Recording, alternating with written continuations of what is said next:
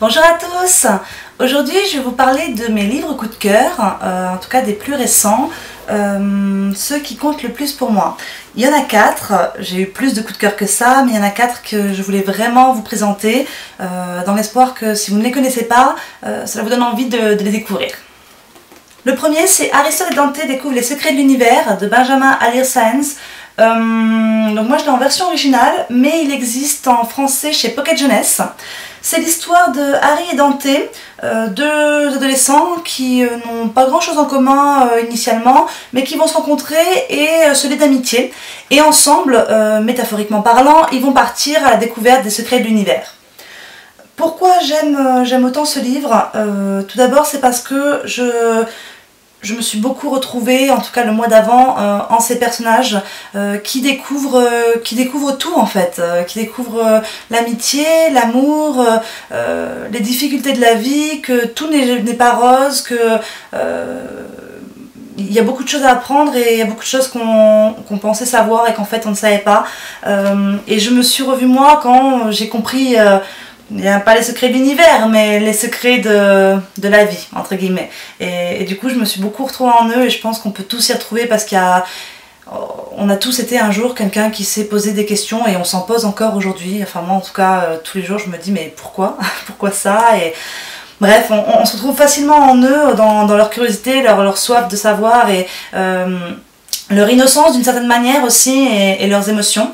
Ce qui m'amène à dire que donc le second point positif, c'est les personnages. Harry et Dante sont extrêmement attachants, leurs parents aussi, mais surtout eux.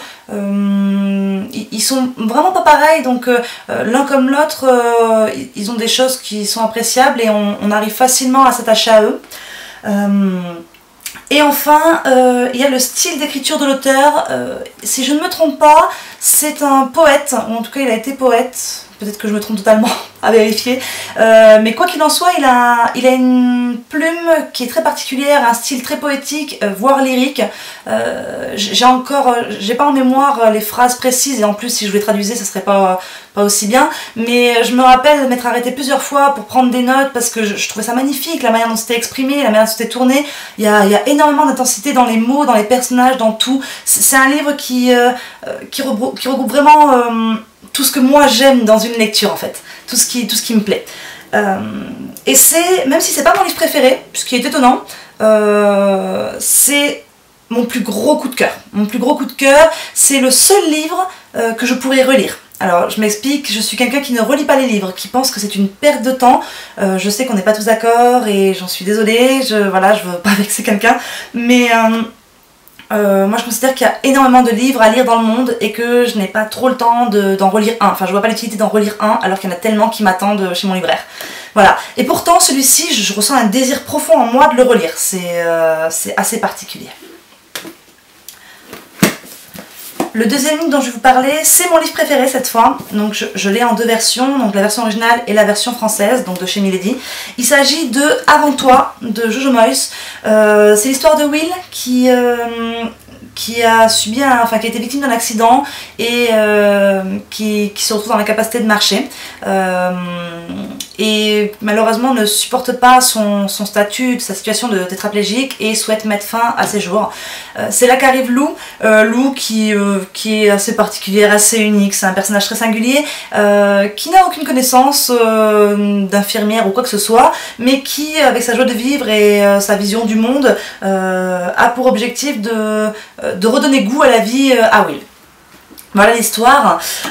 Qu'est-ce qui me plaît dans ce livre? Tout d'abord, je suis totalement amoureuse de Will. C'est mon personnage fictif préféré et vous n'imaginez pas à quel point, combien j'attends le 22 juin que l'adaptation cinématographique sorte, parce qu'il s'avère que l'acteur qui joue mon personnage préféré est également mon acteur préféré, ou en tout cas un de mes acteurs préférés, et il est juste parfait pour ce rôle, donc je suis extrêmement impatiente.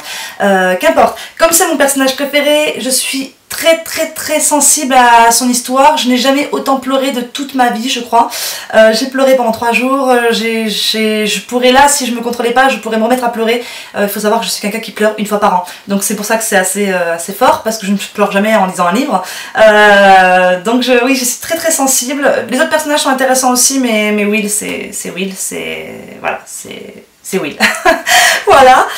Ensuite, ça se passe en Angleterre, donc ça aussi c'est important pour moi puisque c'est des lieux que j'aimerais visiter et qui m'attirent. On a bien sûr le style de l'auteur qui est assez sympathique, qui n'est pas exceptionnel, mais qui fait son boulot, quoi. On va dire ça comme ça. Et le sujet abordé. Alors pas seulement le handicap c'est un sujet intéressant, mais moi ce qui m'a surtout interpellée et intéressée, c'est la question qu'on se pose tout au long du livre. Est-ce qu'on ne devrait pas être autorisé à choisir si on veut vivre ou mourir? Il faut savoir qu'en France, à moins que ça ait changé, que je ne sois pas au courant, il est interdit de porter atteinte à la vie d'un autre être humain, y compris nous-mêmes. Donc on n'est pas autorisé à se suicider. Si je ne me trompe pas, c'est ça la loi. Et là, on est dans un cas où on a quelqu'un qui veut mourir, qui pareil ne peut pas parce que, ça se fait pas, on va dire.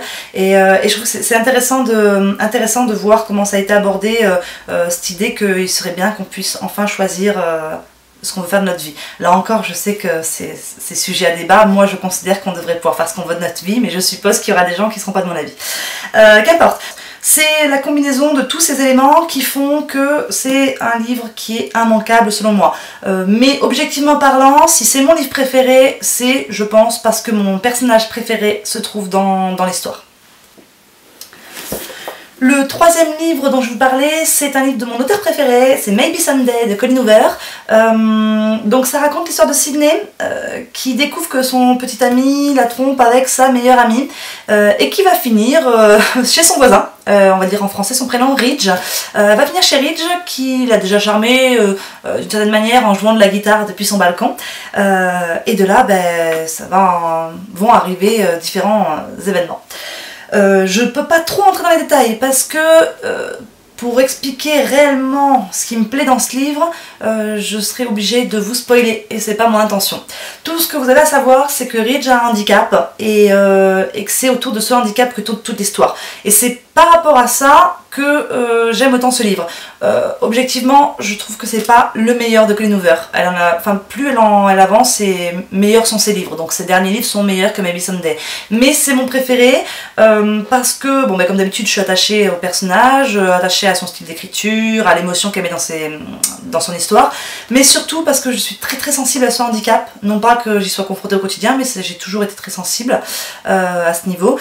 Et parce que la musique est extrêmement mise en avant.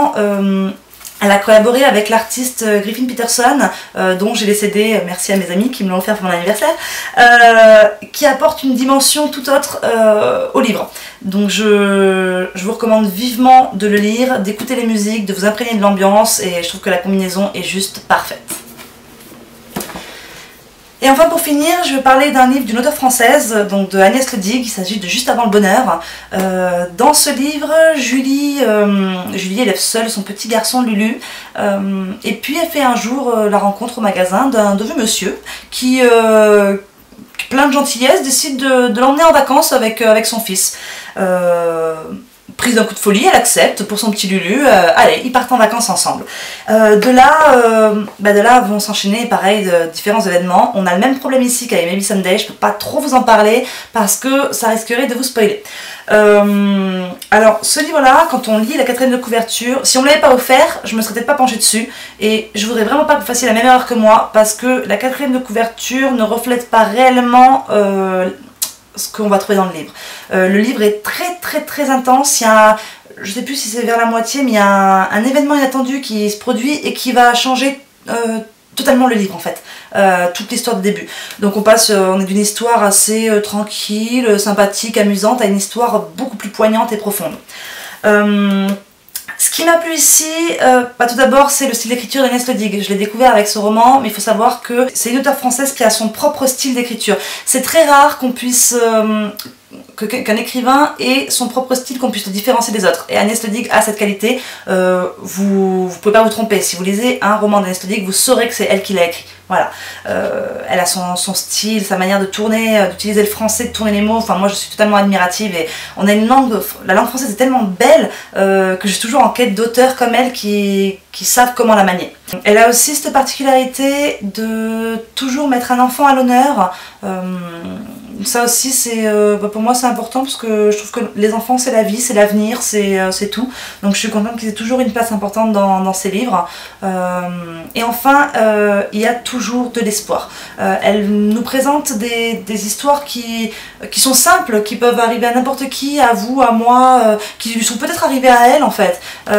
Et en même temps, elle finit toujours sur cette note d'espoir qui est très importante parce que la vie c'est ça, la vie c'est pas facile, la vie il y a des choses qui sont dures, mais il faut continuer à garder espoir, c'est comme ça qu'on avance. Donc du coup ce sont ces trois éléments, son style d'écriture, la présence de l'enfant et cette note d'espoir dans chacun de ses livres qui font que tous ces romans sont de qualité et qui font que cet auteur mérite que vous penchiez sur son travail en fait. Juste avant le bonheur, c'est 326 pages d'émotions intenses, de folie, de passion, de beaucoup de choses en fait. Vous retrouvez tout dans ce livre, l'humour, l'amour, la tristesse, la joie, la passion, le désespoir, tout, il y a tout. Toutes les émotions possibles sont dans ce livre et donc c'est exactement ce que moi j'aime dans un roman. Voilà. Donc voilà, c'est mes 4 gros coups de cœur. Je suppose que tout le monde ne les aimera pas, non pas par rapport au style de l'histoire, mais je pense que c'est une question de sensibilité. Un livre que j'ai adoré sera détesté par mon voisin et vice versa, donc il n'y a pas de souci avec ça, mais j'avais quand même envie de vous en parler parce que ce sont des livres qui m'ont marqué, qui m'ont changé et qui resteront toujours gravés en moi et donc du coup j'avais envie de vous en parler dans l'espoir que ça puisse vous donner envie à vous aussi de les découvrir et avec un peu de chance peut-être qu'ils vous feront le même effet qu'à moi. Si vous les avez déjà lus, n'hésitez pas à me donner votre avis en commentaire et sinon vous pouvez aussi me parler de vos coups de cœur parce que ça m'intéresse et je profite de la vidéo pour vous rappeler ou vous informer si vous ne l'avez pas vu qu'en ce moment on a un concours sur Plume Bleue pour gagner justement les coups de cœur des membres de l'équipe. Ma semaine est terminée donc avec moi vous pouviez gagner Aristote et Dante mais bon c'est terminé, mais il reste toujours les 3 coups de cœur donc de Marion, Nadège et Steven, donc n'hésitez pas, je mets le lien dans la description et puis comme toujours n'hésitez pas à me donner votre avis, à aimer, partager et puis je vous dis à bientôt, bye bye.